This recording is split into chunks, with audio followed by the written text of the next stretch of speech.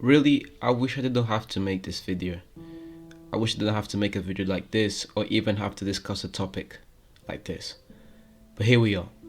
Due to recent poor performances, there have been a few questions raised regarding Marcus Rashford and whether or not he is a world-class player and if he will ever reach that level. Welcome to the JVM Football channel, where you can find game analysis, football history, individual performances, top 10s, etc. If you are interested and would like more football content like this, please subscribe to the channel. Today I'll be going over whether Marcus Rashford is or ever will be a world-class player and if he deserves all of the criticism and speculation that's going on in the first place. So let's just be clearly honest with ourselves. Rashford didn't start off the season well. He was sidelined and had to go through a surgery, which meant that he would only be joining the Manchester United side in October. At the time, I even made a video about this comeback and how Rashford's comeback into the team would improve the team massively. The main points highlighted were that Rashford had been improving throughout the last few seasons. He had scored 20 plus goals in consecutive seasons. Rashford is also an impact player, if you didn't know this already. Rashford almost always comes through for his side in the biggest moments, twice in Paris, scoring against all of the big six multiple times, scoring in derbies and season deciding games, and becoming an influencing figure in the Manchester United squad. I had a lot of faith in Rashford and the impact he would have in this team. The polarity of him on one side, Sancho on the other and Ronaldo up front, taking care of business, was a scary thought. Looking at his last two seasons, I believe that you can see why I was so big on Rashford. In the 2019-2020 season, Rashford played 44 games in all competitions and scored 22 goals and registered 12 assists. Out of those 22 goals, 17 came from the Premier League. This was Rashford's best scoring campaign. With the departure of Romelu Lukaku, Rashford, Greenwood and Martial were tasked with scoring the goals, and they delivered. This season, Rashford averaged 3.1 shots per game, 1.4 shots on target per game, 1.1 key passes, 1.9 successful dribbles per game, with a 49% conversion rate in the Premier League. Last season, Rashford scored 21 goals and assisted 15 times in 57 games played in all competitions, with Marcus scoring 11 and assisting another 11, as well as scoring 6 goals in 6 Champions League games matches. Last season, Rashford averaged 2.1 shots per game, with 1 shot on target per game, 1.2 key passes per game, and saw an improvement of 2.2 successful dribbles per game, with better conversion rate to now 50%. Are these numbers you associate with a world-class player? Maybe not, but even so, you can't ignore how amazing this man had been and the clear improvement he was showing on his game. If he wasn't world class, he was very close, and this was the season where I believe he would put everyone in their places and show why he deserved to be compared to the very best in the world.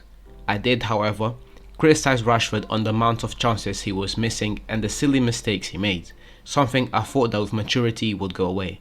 So far, I've been proven wrong, unfortunately. So what is the problem with Rashford then? To be honest, I don't know. I don't think anyone knows apart from Rashford. That's why I just wished everyone would stop criticizing his body posture or his dedication to the club, something he has proven time and time again. It is true that he has been poor, his effort is lacking, and the team really need him right now. Rashford needs to show up. The most recent incident was the game against Villa at home on Monday, and that was truly disappointing. He just looked out of it, and when he sat down on the bench, he really looked lost and defeated. Everyone noticed, the fans on the ground, everyone at home, and even his teammates, I believe. This season, in 15 games played, he has registered 4 goal contributions, and his other stats aren't too good either. Most of his stats dropped. His productivity and creativity are of 1.1 shots per game, 0.5 key passes per game, 1.4 successful dribbles per game, 0.1 crosses. It all just looks really bad at the moment. But at the same time, let's be mindful of the expectation we put on a player who has just come back from an injury he picked up a few months before he was operated on and still played through it. This is not a good moment in Rashford's career, but which player in the history of sports has never had a dip in performance or a slump in productivity? I believe Rashford will be back to his best. Maybe not this season, maybe not soon, but he will be back. On this note, what makes a world-class player? All of this talk of being world-class or not being world-class, Let's try and define what makes a world-class player then. I think that a simple definition for this would be one of the best players in the world, one of the very elite, and who adds real value to their team.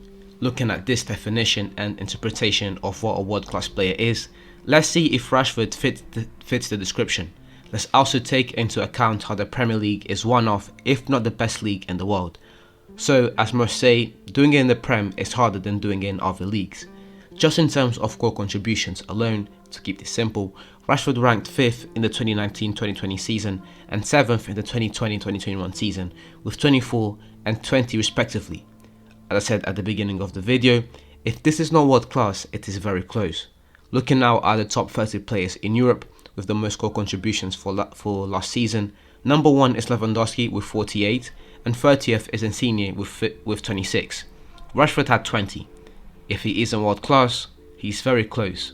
I'm repeating myself here, but I hope you understand that I have to, as some people seem to have amnesia, or as I like to call it, cognitive dissonance, when they want to protect certain stats.